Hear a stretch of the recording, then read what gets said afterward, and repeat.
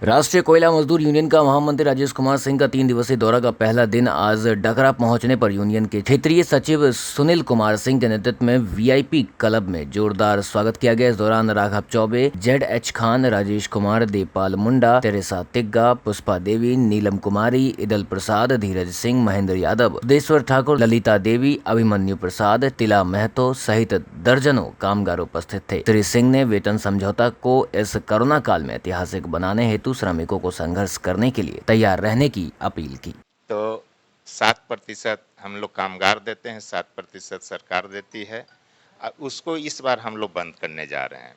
हम लोग पेंशन को कह रहे हैं कि चूंकि ये हमारी संख्या बल घटते जा रही है और उत्पादन हम लोग बढ़ा रहे हैं, तो हम लोग चाहते हैं कोल इंडिया प्रबंधन जितना उत्पादन होता है उस रेशियो में हम लोग का पेंशन का पैसा दिया जाए।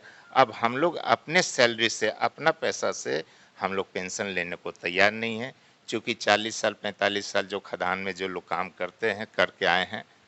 हमारा जब सेवानिवृत्ति जब होती है तो उस समय हम लोग पेंशन पे ही आधारित रहते हैं।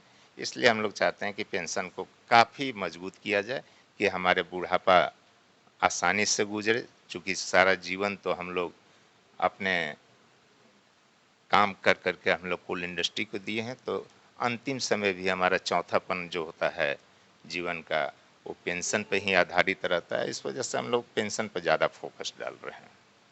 और जैसा चेयरमैन ने आश्वासन दिया है कि 1 डेढ़ महीने के अंदर में उनका प्रयास है कि सरकार से वार्ता करने के बाद उन्होंने आश्वस्त किए हैं कि 1 डेढ़ महीना के अंदर में वेतन समझौता पूरा कर लिया जाएगा।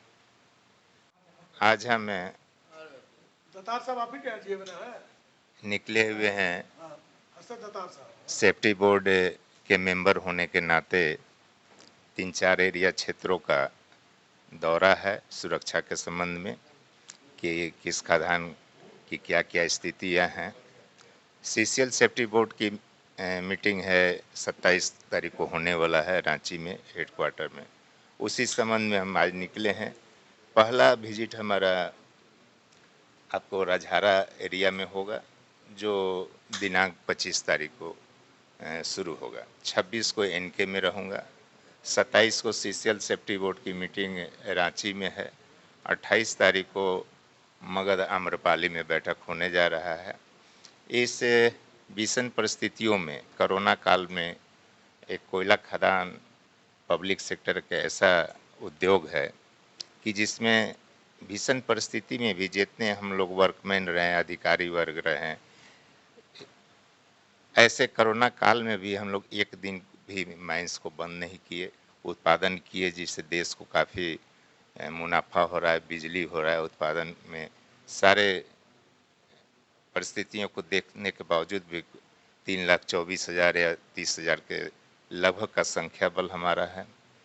और सरकार और मैनेजमेंट का साफ साफ कहना है कि इस परिस्थितियों में भी हम लोग जो काम किए हैं, सो चाहते हैं कि सारा खदान सुरक्षित रहे। अब हमारे जितने भी कामगार भाई हैं सुरक्षित रह करके अच्छा से अच्छा उत्पादन पर ध्यान दे रहे हैं। इसी सिलसिले में हम लोग का 3-4-5 दिनों का दौरा है पूरे सीसीएल क्षेत्र में, और इसको देख करके फिर कुछ संगठन का भी अपना कार्यक्रम है कि संगठन को और कैसे मजबूती प्रदान किया जाए, विस्तार किया जाए। चूँकि सीसीएल में राष्ट्रीय कोयला मजदूर यूनियन का ध्येय है, हम लोग दिन प्रतिदिन आगे बढ़ाने का काम कर रहे हैं और चाहते हैं कि सबसे बड़ी संगठन के रूप में उभरे और मजबूती प्रदान हो। और चूँकि लगभग 1 वर्षों के बीच में हम लोगों को आने जाने में थोड़ा कठिनाइयाँ हुई, बहुत लोगों से, नए पुराने साथियों से संपर्क नहीं हो पाया, ये लेकर के यहाँ दौरा आरंभ किया गया है। आप जान रहे हैं कि 11वां वेतन समझौता के लिए तैयारी प्रबंधन और मजदूर संगठन मिल करके काफ़ी ज़ोरों से हम लोग तैयारी में लगे हुए हैं। चार्टर ऑफ डिमांड हम लोग चारों यूनियन मिल करके दे चुके हैं। जो हमारे वर्तमान में चेयरमैन हैं, उनका ये प्रयास है, उन्होंने आग्रह किया कि हम जो चार्टर ऑफ डिमांड है उसको हम लोग को देखने के लिए लगभग 1 महीना का समय दिया जाए। सरकार थी कलकत्ता में, जिसमें हम लोगों ने सारी परिस्थितियाँ को बताया कि ऐसे-ऐसे हालत में हम लोगों ने काम किया है। कम संख्या बल होने के बावजूद भी कोल इंडिया का मेन पावर घटते जा रहा है, उत्पादन हम लोग बढ़ाते जा रहे हैं। उसमें एक हिस्सेदारी जो हमको मिलना चाहिए, उसके लिए आप अच्छा से अच्छा करें, 50% एमजी